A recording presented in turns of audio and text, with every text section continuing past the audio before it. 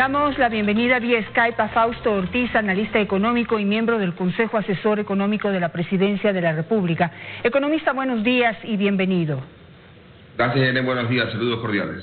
Bueno, en términos generales, los resultados de la renegociación con los tenedores de bonos ha sido calificada como positiva. El 98%, para redondear la cifra, aceptó el lunes la propuesta de renegociación, que ha sido calificada como amigable y que, pues, acorde a lo que anunció el gobierno, le abriría determinadas puertas para en un futuro seguir consiguiendo financiamiento. Principalmente en este momento el foco está en el Fondo Monetario Internacional.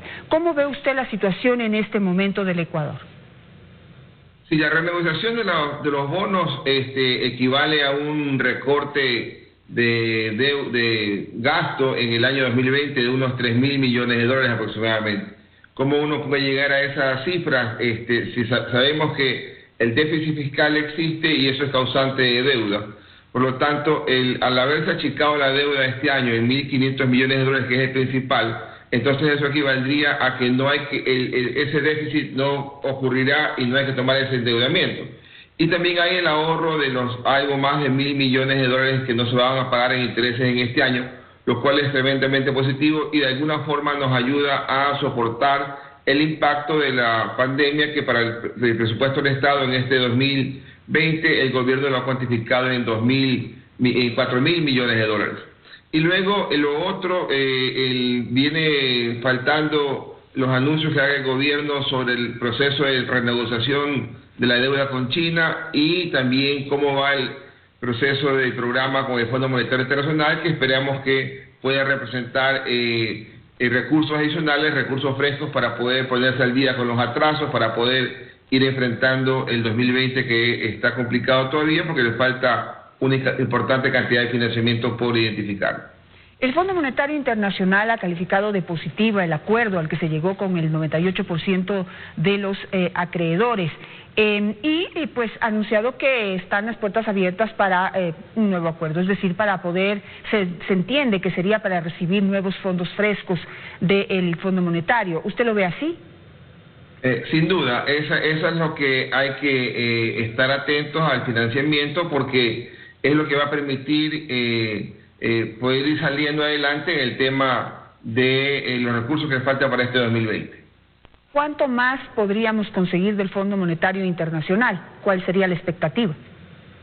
En el programa que tenía el gobierno el año anterior, era unos 3.000 millones de dólares que tenía el Fondo Monetario como expectativa. Por lo tanto, yo creo que por lo menos eso de ahí debería ser el valor que se pueda conseguir del Fondo Monetario en este año.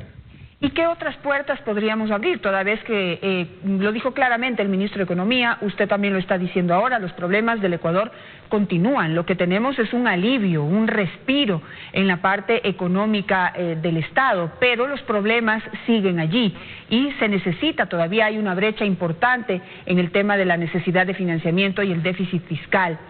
¿Cuánto más dinero podríamos conseguir y de dónde?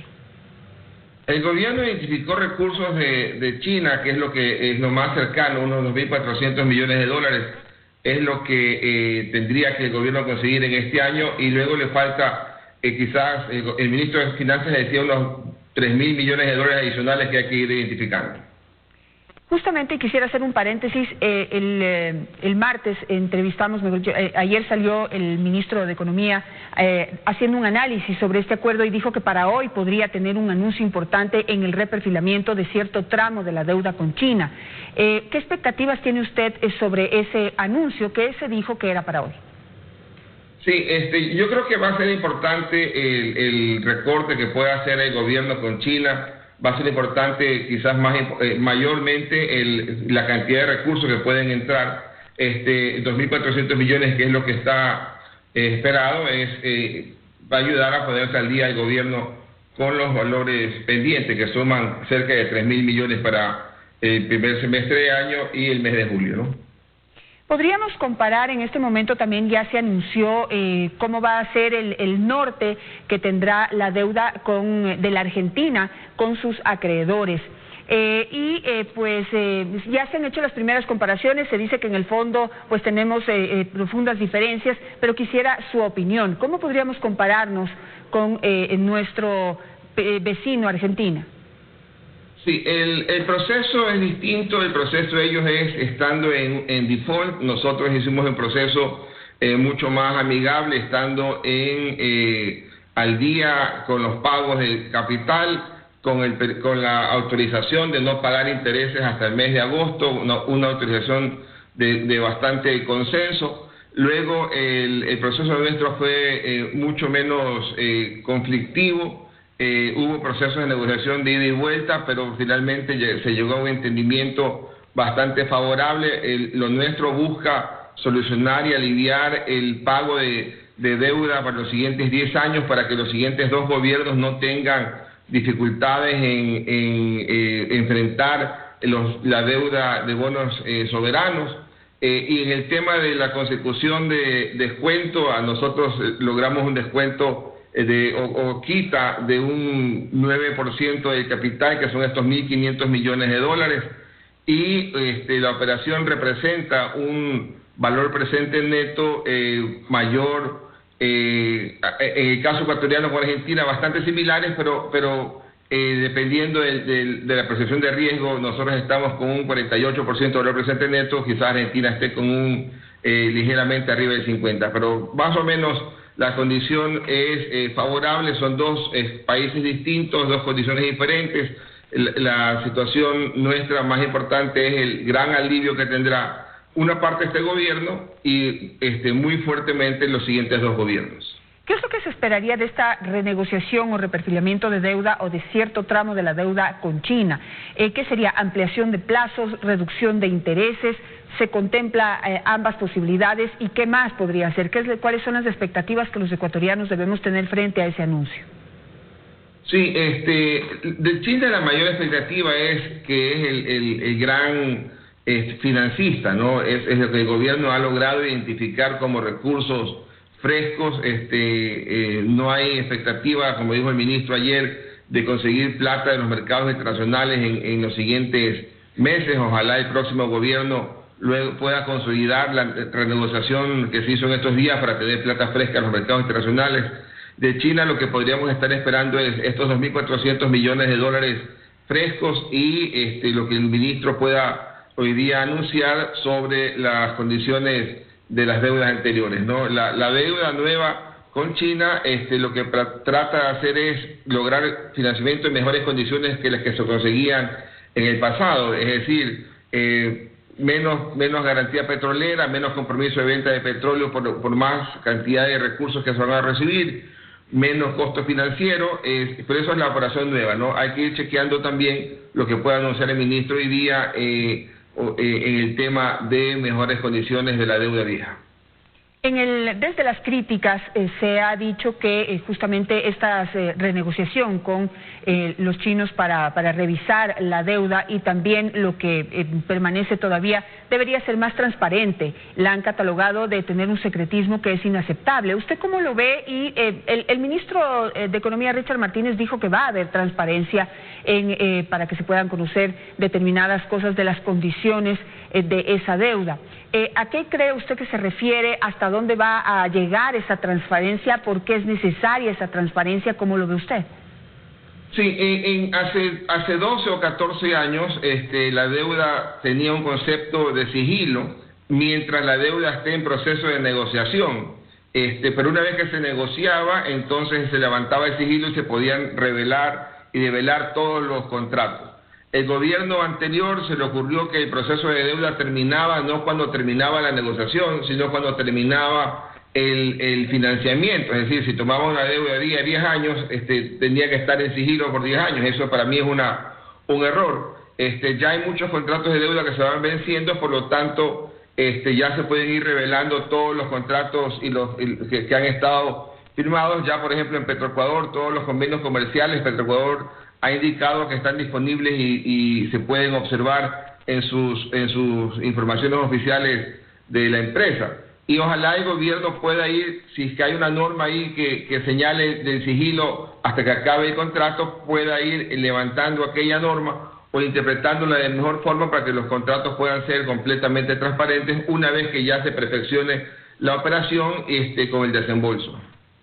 Ahora, como dijimos al inicio de esta entrevista, los problemas de fondo en el país todavía siguen presentes. Tenemos una crítica situación económica causada por la baja del precio del petróleo, que ya tiene algo de estabilidad.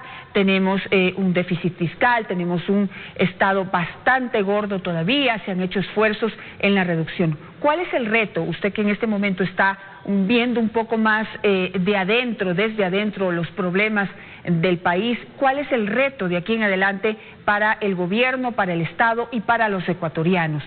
¿Hacia dónde debemos enfocarnos? ¿Cuáles son los mayores esfuerzos para poder terminar de la mejor manera posible este 2020? Si los 4 años del gobierno anterior fueron en promedio de déficit fiscal de 5.000 millones de dólares, por eso es que el gobierno anterior acumuló 20.000 millones de déficit fiscal en sus 4 años de gobierno y por lo tanto también el mismo monto incrementó la deuda. El gobierno actual había hecho un esfuerzo por bajar el peso del déficit fiscal, sin embargo la pandemia lo iguala al gobierno anterior. El gobierno actual también va a terminar con un déficit fiscal acumulado de 20.000 millones de dólares y la misma cantidad también de incremento en la deuda. ¿Cuál es la diferencia? Que los 4.000 millones de dólares de este año, producto de la pandemia, no van a estar presentes en el año 2021 para el siguiente periodo fiscal e inicio del gobierno. Por lo tanto, eso le va a permitir al gobierno entrante tener una condición ligeramente mejor que la que tuvo el gobierno en el arranque, más la gran ayuda que representa el no tener que pagar el año 2021 1.300 millones de dólares de intereses. Entonces, ¿cuáles son las tareas pendientes? Sigue siendo tarea pendiente encontrar la manera de cómo mejorar la recaudación, ojalá sin impuestos, sin incrementarlos, pero mejorarla, porque la actividad económica pueda empezar a reactivarse. La tarea pendiente es recortar el gasto innecesario. Allá el gobierno presentó una iniciativa de que pueda recortar este año 1.000 millones de dólares en el gasto corriente. No creo que lo alcance a hacer. Hasta ahora van apenas 300 millones de dólares frente al año pasado, que es una gran primer paso, pero todavía falta formas de ir ajustándolo. Y luego le ha ayudado al gobierno, y es una pena que uno tenga que verlo como una cosa positiva. La caída del precio del petróleo le ha ayudado a bajar los subsidios y el impacto que representa el petróleo. Ojalá pudiéramos vivir sin subsidios y esperando un precio de petróleo más alto para que le genere ingresos, ¿no? El año 2020 la caída de ingresos por impuestos va a ser algo así como unos 2.500 millones de dólares. La caída de ingresos por petróleo va a ser algo así como unos 2.000 millones de dólares. Y eso es lo que también va a poder el año siguiente revertirse en algo para que pueda la economía en el 2021 arrancar con menos sobresaltos que la que arrancó el gobierno actual allá en el 2017. Ahora, se estaba la expectativa de algunas reformas necesarias para todo lo que tiene que ver con la reactivación económica a largo plazo. Por ejemplo, una reforma laboral, por ejemplo, una claridad en el tema, o mayor claridad, firmeza en el tema de impuestos. ¿Cómo ve usted qué es lo que se debe hacer en este momento para ya voltear la mirada, salir de la emergencia, salir de lo que hay que hacer de manera inmediata para pensar en el largo plazo? Sí, el gobierno actual no tiene ya margen de maniobra para pensar en ningún tipo de reforma tributaria, en ningún tipo de reforma legal que pueda pasar por la Asamblea, que arrancamos un proceso electoral. El gobierno actual dio los pasos que pudo, quizás se quedaron cortos aquellos, pero dio un paso interesante en el tema de eliminar subsidios de combustibles, meter una forma de ajustar el precio de combustible de forma gradual. Ha dado el paso importante en la reestructuración de la deuda que se le encuentra como consecuencia de la pandemia, y le falta todavía el recorte en ciertos gastos intrascendentes que todavía hay campos en esa área para poder hacer los siguientes 10 meses que tiene el gobierno. Pero el gobierno que viene es el que tiene la gran responsabilidad de en el arranque poder hacer los cambios que se necesitan, para tratar de aprovechar el momento de inicio en donde gana recientemente su elección y tiene una popularidad alta y puede hacer los cambios que considere necesarios en el campo laboral para tratar de incorporar al sector formal más del 70% de la población económicamente activa que está entre subempleo y desempleo. Ahí hay un trabajo importantísimo que hacer, de cara a incorporar a esas personas que puedan formar parte del sector productivo formal, que ojalá puedan tener acceso a la seguridad social y otros elementos propios de los que tienen trabajo formal. En torno a esas propuestas que se esperan lleve a cabo el próximo gobierno, aprovechando esa popularidad de inicio, como usted lo acaba de mencionar, pues sin embargo estamos a las puertas de un año que va a terminar, un año político, ¿no? Un año de campaña electoral, y se dirán muchísimas cosas en el camino. Una pregunta puntual: ¿es posible que el próximo gobierno, como fruto, como consecuencia, como producto de esa demagogia, de ese discurso político, pueda proponer o pueda llevar a cabo un cambio en las condiciones de la renegociación a la que se acaba de llegar? Yo creo que no. La renegociación es un tema que se planteó de forma tal que el gobierno siguiente no tenga el problema de enfrentar un default, es decir, el año siguiente hubiera tenido que pagar 1.300 millones de dólares de intereses y va a pagar solamente 79. El año 2022 iba a tener que pagar más de 2.000 millones entre intereses y capital y va a pagar apenas 200 millones. El año 2023 tenía que pagar más de 3.000 millones de dólares y va a pagar otra vez algo así como 200 millones. Por lo tanto, la amenaza de un nuevo default está completamente aparte para el siguiente gobierno. Lo que sí tendrá que enfrentar el gobierno siguiente es qué hacer con el acuerdo con el Fondo Monetario que se vaya a lograr en estos días.